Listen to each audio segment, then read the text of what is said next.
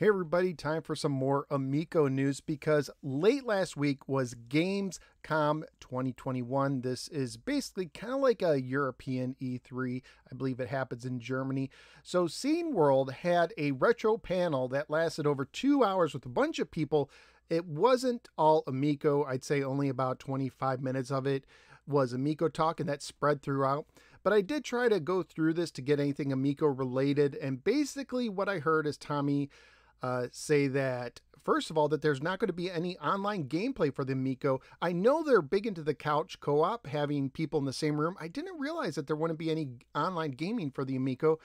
And of course, saying that they want to get all their pre-orders filled by the end of the year, but no promises, which to me says you might not be getting it. Basically blaming the part situation still, saying that they can't buy the parts they need in bulk. They could buy them individually, but then the systems would cost something crazy like $800. And he also said that Earthworm Jim 4 is basically not being worked on. Why? Because everyone on the team is being used for something in regards to the launch, like the user interface or something like that. Like all those team members, they're being kind of put into a different area for the time being. And then after they launch the Amico, then they'll go back to Earthworm Jim 4, which they hope to get out by Christmas of 2022, I want to say.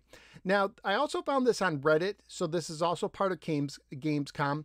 This is Hans Ippisch. He's the European president of Amico, and he played Astro Smash for like 30 minutes with this guy. And this video is mostly in German. And I was lucky to find a translation of some important parts in the Reddit. It's by user Worried Crackpot. Thank you for translating it. So basically, he reiterated a lot of the stuff that Tommy said, that basically, everything's being delayed because of the parts, but they're going to try and get the pre-orders filled by the end of the year. They're going to try and do a soft launch, and they have 40 to 50 games in development, 8 games in physical format. By the way, they showed the boxes of these games. I don't know if they're the final boxes. They're very tiny. These look like single disc Blu-ray boxes. They are very small. So they were talking about lag, and the host says, today we played a lot of something. It's running on a network connection, so you always have a little bit of lag. It's not like I have to react super fast here, rather for older folks. I'm not sure what he means, if there was, network lag, or if there was actually lag in something else. So Hans says that Earthworm Jim is their most important game after the launch. 7 of the original creators work at Intellivision, and they expect to by Christmas 2022. They get the most feedback and clicks for Earthworm Jim news, which I'm almost wanting to scream, then why aren't you doing more with Earthworm Jim? Why aren't you trying to make it a launch game? I think their plan is to have a launch wave where people are excited for the new system. They buy the system, and then they release Earthworm Jim 4 later on to get more people into the system. They're like trying to do 2 waves. I think that's what they're doing. They say they want to get 100,000 consoles ready.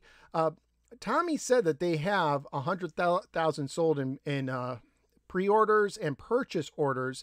He gave some more interesting numbers. He said they have orders for 70,000 right now and 10,000 pre-orders, which have already been paid for. So that means only 10,000 have been paid for, or part of them have been, because they only do a down payment. And if you add those two, that makes 80,000. And they will be super successful and profitable when they sell 1 million consoles.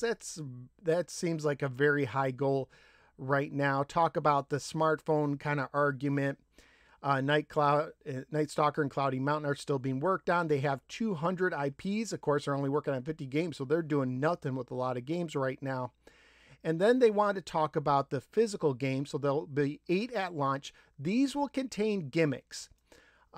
There is a card inside, not a code in the box. So there's been a lot of question what the physical media is. It's basically going to be an RFID card that you place on the system, and it triggers it to download it from online into your system. So the physical media is what a lot of people thought it would be, just an RFID card. You put on the system. It's not, if the system isn't connected online, you're not getting a game off of that. And he also said that the games will contain 3 different items. So not a lot of discussion what those 3 items are. They were talking about how they're, it's kind of like for collectors. So the 3 items, I don't know if that counts the card. So it could be a card, a manual, and a poster or a sticker sheet set. It may not be that those boxes were very, very small. So now we have a clear idea of what the physical media is. You're just looking at an RFID card and a few little goodies for the extra $10 it's going to cost you to get the physical version. And then the host says the buttons feel slightly flabby, but that's not a problem for this game. So flabby, I wonder if that means they're mushy. I'm not sure. But there you go. There's a few Amico kind of tidbits. Earthworm Jim 4 not being worked on at all. Won't be out until Christmas of next year at the best. The physical media, it's going to be an RFID card, and you'll get something else in the box, a goodie of some sort. Who knows what that will be? What do you think? Let me know in the comments below, and I'll see you next time on the next No Swear Gamer video.